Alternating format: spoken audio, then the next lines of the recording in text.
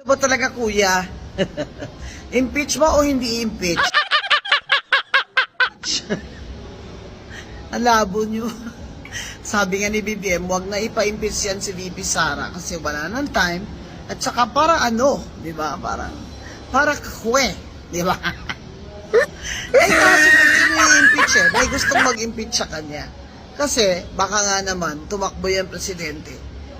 Ang popularity, kahit bumaba na, mataas pa rin siya. Kung sa ibang gusto rin kumandidato presidente sa 2028. Wala akong pinapanigan hindi ako kakampi dyan kay Sara. Alam niyo naman ako Duterte gang na yan. Ni Kadema, ang gusto talagang cause me harm, and P3PWD has already suffered a lot dyan sa Duterte youth na yan mga petition kaya ang sinasabi lang naman natin, ano ba talaga, impeach o hindi impeach? Damn! Kasi nahihirapan na yung taong bayan dahil hula. Kung mag-i-impeach pa sila o hindi sila mag-i-impeach. Kasi sa ngayon, there are only 4 congressmen na nag-endorse ng 4th complaint for impeachment. Anong ibig sabihin yan?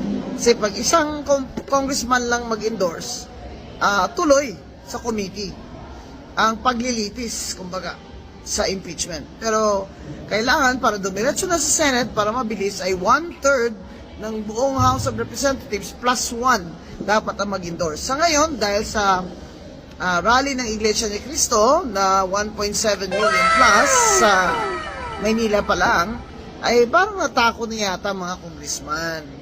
Kaya konti na lang ang nag-endorse ng impeachment. Sa bagay, kung totoo nga na ito ay black voting itong Iglesia, kung mga congressman nga naman ay nanalo lamang sa, let's say, sa district nila by 1,000, 2,000 votes, pwede silang matalo. Kung talagang iba-black voting against them, di ba? Or kaya mga mayor nila, nanalo lang by 500, 1,000 votes, pwedeng makatalo o panalo yung black voting na Iglesia sa kanila. Pero doon mo makikita sa dami nila na organized, saka may pera, di ba? Hindi ka naman pwedeng mag-transport ng mga tao galing pang Bulacan, Pampanga, Tarlac kung walang pera di ba? At saka organisado. Ibig sabihin may mga leader talaga. Kaya it was really a clear message na they oppose, the Iglesia ni Cristo flock oppose the impeachment of VP Sara. So what are they trying to achieve? They're trying to they got what they got, one of the rewards of that big rally. Parang nag-second thought o takot yung mga congressman to endorse the impeachment complaint. Pero basahin ho natin yung impeachment complaint dahil hindi pa natin nabasa kung ano ba talaga ang grounds niyan. So ano ba talaga, kuya? Impeach or not to impeach? Talagang mixed signals na. Kasi importante ito sa taong bayan itong impeachment na ito. Di ba? Dapat klaro yung issues, klaro ang ebidensya, klaro din ang tinutukoy ng mga nag-file ng impeachment complaint. Sinasabi ni President BBM na wag na mag-impeachment kasi lang yan waste of time yan. Malapit na rin magsara ang session, mag-kampanya na mga senador at congressman at syempre ang concern naman ng mga nag-file ng complaint kagaya ni na Congresswoman Franz Castro at ng Akbayan ay pag hindi ito na transmit agad sa Senate, malamang na ito'y mag-fizzle out na. Kasi ang rule, 1/3 plus 1 ng mga congressman at congresswomen ang kailangan para maging speed up transmittal sa Senado. Ngayon, kung wala, kung isa lang ang mag-endorse, o apat lang, kagaya ng nangyayari ngayon, apat lang yata sila nag-endorse ng congressmen. Matitenga yun sa House. Tsaka, wala nang nag-a-attend eh. Nakita ko yung, may isa nakita kong footage na halos wala nang laman yung, session hall. Ano ba yun? May quorum ba yun? Bakit may nagsasalita pa rin doon? Ano ba yun? Nagpa-check attendance lang sila tapos lumabas sila? Apparently, the people also want answers, di ba? Kasi, pwede ba yun? Yung halos walang tao doon, tapos how do you do business there? How does the House of Representatives do business there na parang wala namang quorum? May quorum ba? Yung ganon. Hindi mo na, ang mga tao parang they cannot trust. Baliw ka yata eh. Na yung mga nangyayari sa ating kongreso ay iba ayon sa sa katungkulan nila, ayon sa sa batas. Kaya yung sinatawag nating demokrasya,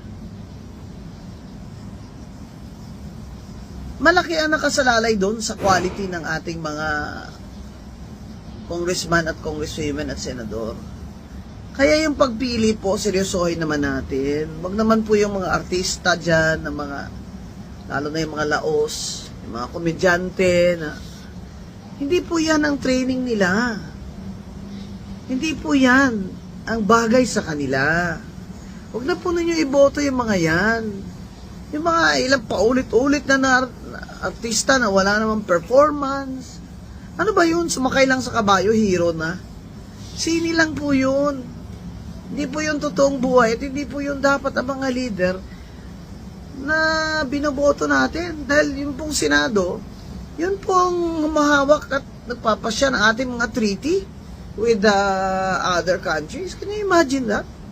Yung papasya ng ating mga international na mga agreement, mga treaties ay mga taong binoto nyo na walang alam sa batas, walang alam sa international law, walang training sa legislation na government service. Mawalang galang lang po sa mga artista dyan, lalo na po yung mga laos na. Magpahinga na po kayo. Balik tayo dun sa pinag-uusapan natin impeachment. Kayo kasi, yan talaga kayo.